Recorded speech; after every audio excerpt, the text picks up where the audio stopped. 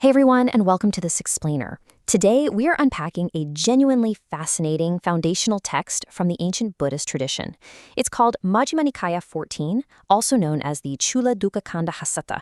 Now, if that's a bit of a mouthful, you can just call it by its English name, the Shorter Discourse on the Mass of Suffering. This text is amazing because it offers this profound, almost forensic diagnosis of human desire.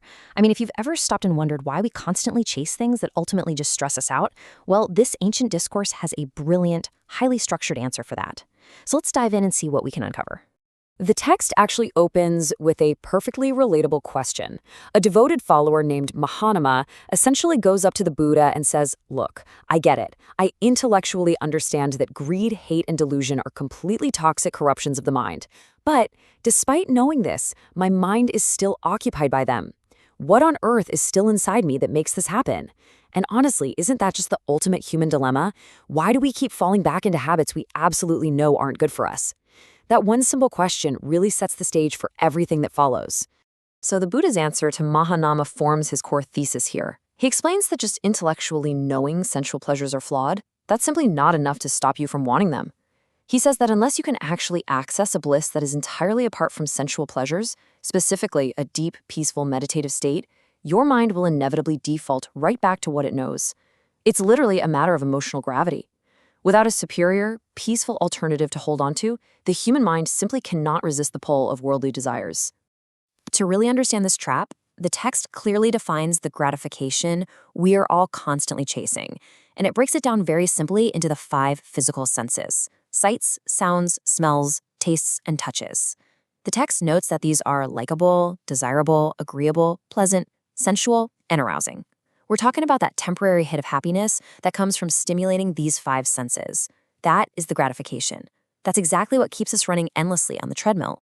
Now we move into the first major section of the text, the agitation, also known as the mass of suffering. Here, the Buddha shifts from that initial, fleeting hit of pleasure to the visceral, exhausting escalation of suffering it creates. First off, just to get these pleasures, you have to earn wealth. The text lists ancient professions like farming or trade, which means going out and facing harsh weather, enduring hunger, and fighting off pests. And if you fail, you're left wailing that all your hard work was totally wasted. But what if you succeed? Well, the anxiety just shifts. Now you have to protect it. You're agonizing over kings, bandits, fires, or floods swooping in and taking it all away. And when it inevitably is lost, you fall right back into despair.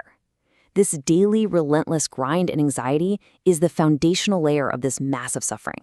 But here is where it gets really tragic. This relentless pursuit doesn't just hurt the individual, it completely fractures society.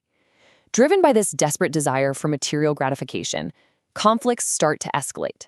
Kings dispute with kings, and householders clash with householders. But the text points out that it gets much more intimate than that. Mothers fight with children, brothers with sisters, friends with friends.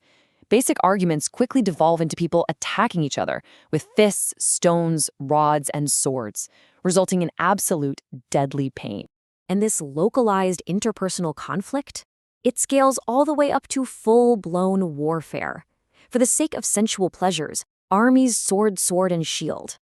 The imagery used in the source text is incredibly gritty and realistic. It talks about arrows and spears flying, soldiers charging wetly plastered bastions, getting splashed with dung, being crushed by superior forces, and literally having their heads chopped off. The text draws an absolute, direct line from the seemingly glamorous pursuit of wealth straight to the gruesome, physical realities of war.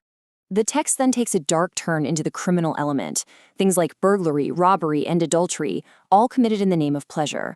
And the resulting punishments reflect a truly terrifying ancient worldview.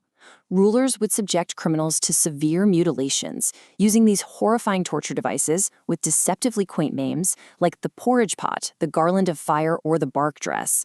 Criminals were splashed with boiling oil, fed to hounds, or literally impaled alive. Again, the Buddha connects the innocent-seeming desire for pleasant sights and tastes directly to this absolute nightmare of worldly suffering. All right, so how on earth do we actually escape this?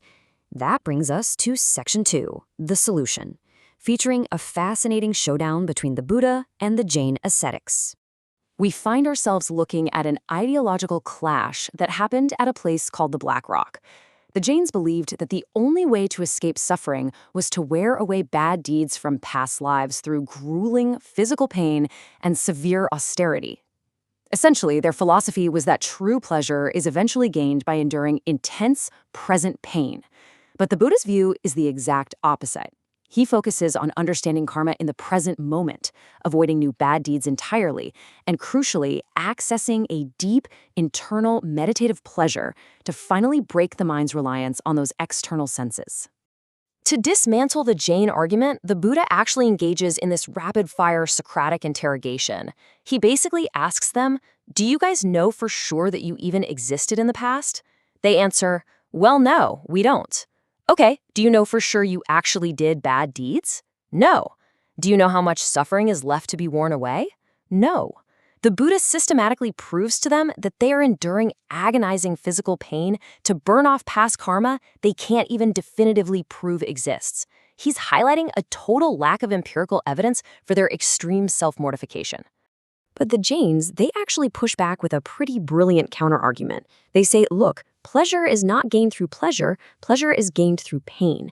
And they point to the ultimate symbol of worldly wealth at the time, King Senyabimbasara of Magadha. They argue that if true happiness could be achieved simply by experiencing pleasure, then the king, with his infinite wealth, massive power, and endless sensual gratification, must be experiencing far greater pleasure than the Buddha, who is just living as a homeless ascetic. Now let's look at the Buddha's response, because this is the pivotal moment of the whole text. The Buddha doesn't argue about who has more gold or more palaces. Instead, he completely shifts the paradigm and redefines true pleasure. He poses this question to the Jains. Is King Bimbisara capable of experiencing perfect happiness for 7 days and nights without moving his body or speaking?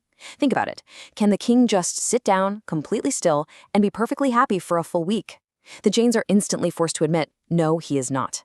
The king's happiness, despite all his wealth, requires constant, exhausting external stimulation. And right there, the Buddha drops this absolute staggering claim. He says that he, the Buddha, is entirely capable of experiencing perfect happiness for 1 day, 2 days, all the way up to 7 full days and nights without moving a single muscle or speaking a single word.